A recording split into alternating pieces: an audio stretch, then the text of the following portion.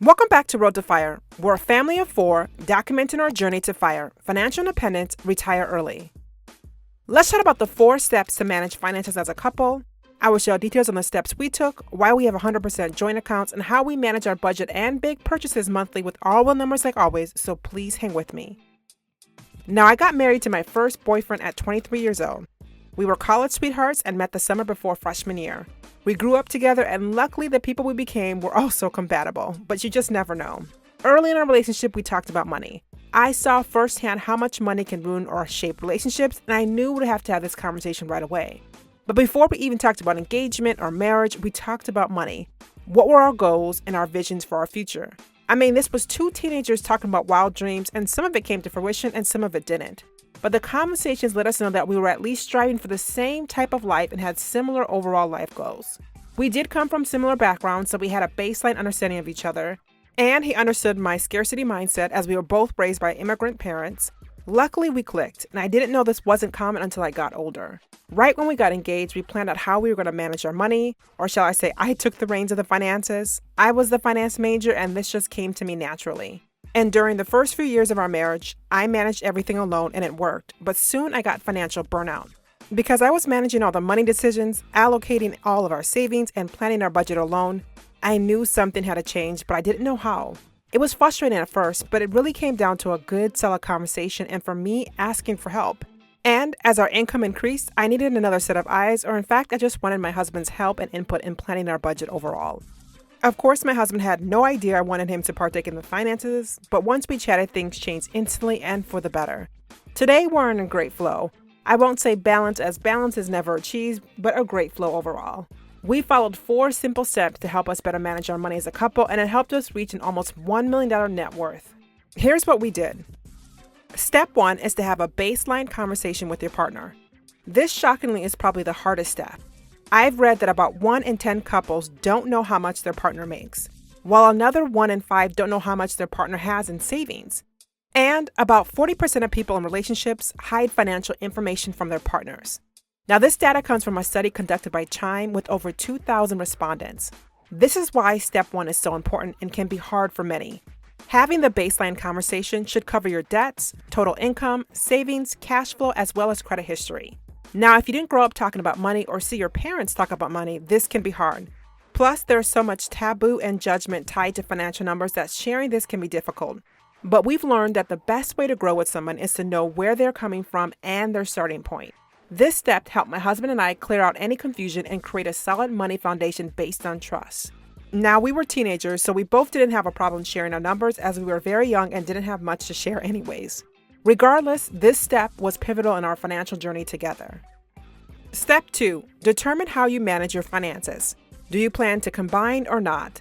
Now, there isn't a right or wrong answer, but I surveyed my community here, and out of about 400 people, 50% prefer the hybrid model and 40% prefer joint. Now, I'm not surprised, as the hybrid model is the most common model today, and this aligns with other research I found online. A study done by Bankrate of married couples or those who live together in long-term relationships found that 39% have completely joint accounts and another 38% a mix of separate and joint or hybrid. Now again, there isn't a right or wrong way to manage your finances as a couple, but do what works best for your situation. But for us, it's easier to plan and set long-term goals with 100% joint accounts. Plus, it aligns with our personal beliefs and how we view marriage overall. Now, we may not use all the accounts, but we can see all the accounts and our names are on all of the accounts together. It's for safety and security if, God forbid, something happens to either of us, but since we've been married for almost 12 years, this is how we've managed our finances and I don't see it changing. Now, this step is to decide how to arrange and manage your account, whether it's joint, separate, or hybrid. Have the conversation and set the expectation. Okay, step 3 is to set goals. Once you know your baseline numbers and how you plan to manage your money together, developing and planning for the future together is key. Some discussion points should arise during this step. What does retirement look like? When do you expect to retire and where? How are you planning for your future family, if or when you want kids? For us, we knew we wanted to have a kid, but we didn't know we wanted to have 2 kids. It definitely changed our timeline and retirement planning, but we did have that discussion. In this goal setting stage, managing debt is also very important. What will your debt plan look like? Are you planning to be aggressive? Do you want to pay it off in a short time? Or do you plan to focus on high interest debt first and leave the rest for later? All these decisions are helpful to know, especially if you're pursuing FIRE together. Also, how do you manage big purchases? We always get this question once we say our accounts are 100% joint.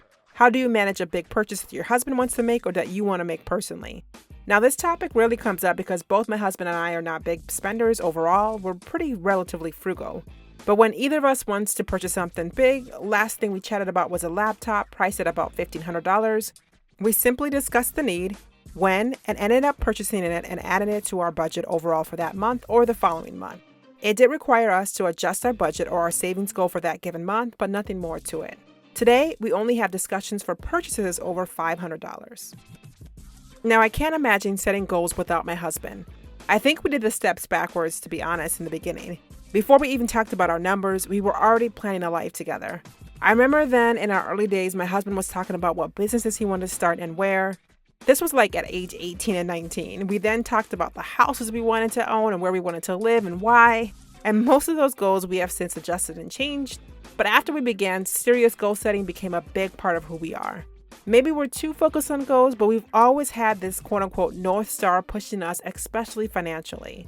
Our goals change as we got older and priorities shift, but we always have goals. Managing our money today hasn't always been peaches and cream. We've come a very long way. I've come a long way.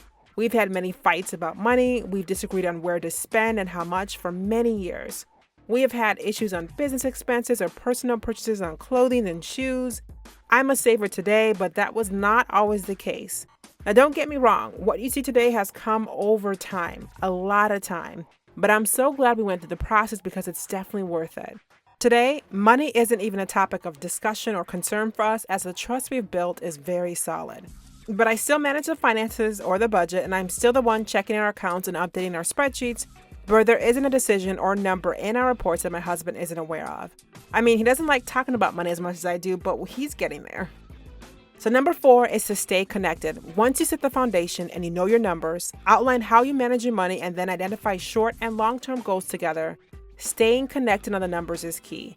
Having those money dates and picking a cadence that works for both of you is going to be important long-term. So determine how long are your meetings and what level of details should be shared. These are a few ways that can help you both stay connected on your finances over time throughout your financial journey. Now, some couples have money talks weekly, others monthlies, and some a bit in between. Now, find what works best for you both, but have the chats as finances, goals, and plans change all the time, so it's important to stay connected. Now, I've learned the hard way that making these connection points as more of a relaxed and fun date versus a meeting with spreadsheets makes a big difference. Now, if I say the word meeting after our 9 to 5s, it definitely sets a tone I don't want to convey. So we do money dates or chats. We usually have them over dinner or on a walk or even over bowling. It's having the conversation in an informal yet relaxed environment that makes the important difference for us overall, and it takes the stress out of money. Okay, so how do we manage our finances as a couple? Obviously, we are 100% joint. Our names are on all accounts, and if not, then we are each other's beneficiaries on each account. Sidebar, make sure your beneficiaries are updated on all of your accounts. We make annual goals, but also have 5-year goals, and our 5-year goals are kind of aspirational, but our 1-year goals or our annual goals are tangible, clear, and concise. And we opted to have a monthly money date, and it's an opportunity to review the budget or talk about financial shifts we might have had. And because we use a joint Excel budget template for all of our things and all of our financial numbers, we see all the changes collectively, and we also get notified if there's new changes that we weren't aware of. Our system isn't perfect, but it's been working pretty well for us for the last couple of years. Now, I didn't want money to come between us. If you were going to have an issue, I didn't want it to be about money. I know the stats. I know that most marriages fail because of money, and I didn't want that to be us. Getting this right was a must. I've seen money ruin marriages, friendships, relationships of all kinds, so getting a good money system down between us was key, especially in the beginning. Like everything, it took work to find out what works best for us.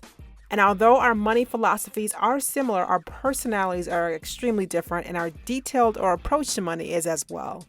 Now, I'm curious, if you're in a relationship, how do you manage your money and when did the conversations come up? Share down in the comments below.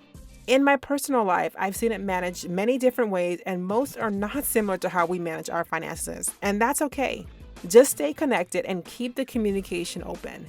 I know when we reach FI, our money system will probably change.